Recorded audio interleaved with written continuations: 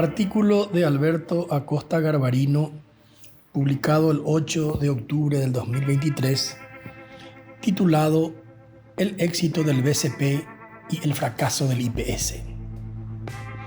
El pasado 5 de octubre se cumplieron 80 años de la creación de nuestro signo monetario, el guaraní, el cual es hoy motivo de orgullo nacional y de diferenciación positiva con muchos países de nuestra inestable región sudamericana. Fue una coincidencia que el mismo día en que se celebraba en el Banco Central del Paraguay el aniversario del guaraní, Dende junto al PNUD presentaron una conferencia internacional sobre el fracaso de los sistemas de protección social en América Latina a cargo del experto mexicano Santiago Levy. Los sistemas de protección social fueron creados en la región en los años 20 del siglo pasado, con instituciones encargadas de recibir aporte de trabajadores y de empleadores y con la misión de brindar servicios de salud y de pagar pensiones y jubilaciones a los obreros que aportaban a dicho sistema. Al Paraguay, el sistema de protección social llegó con la creación del Instituto de Previsión Social, el IPS, justamente en el año 1943, el mismo año en que fue creado el guaraní.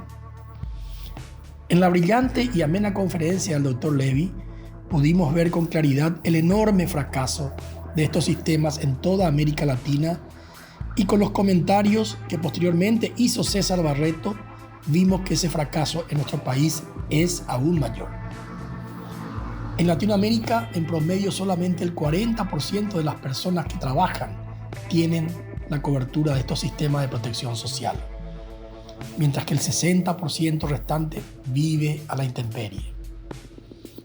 Uruguay, con el 81%, tiene el más alto nivel de protección, mientras que el Paraguay, con el 24,5%, es uno de los peores de la región.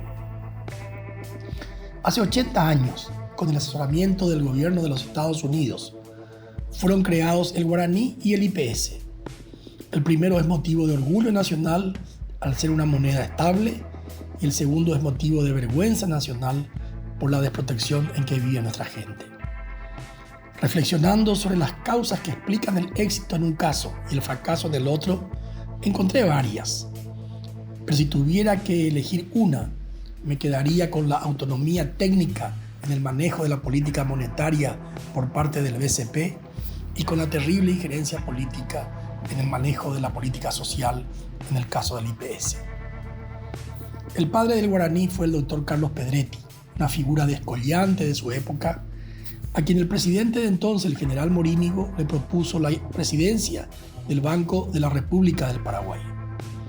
En su libro Moneda y Banca en el Paraguay, José Cantero relata que en la entrevista de Morínigo con Pedretti, este último condicionó la aceptación del cargo al firme apoyo del gobierno a la ejecución del vasto y comprometedor programa de reformas que me proponía emprender.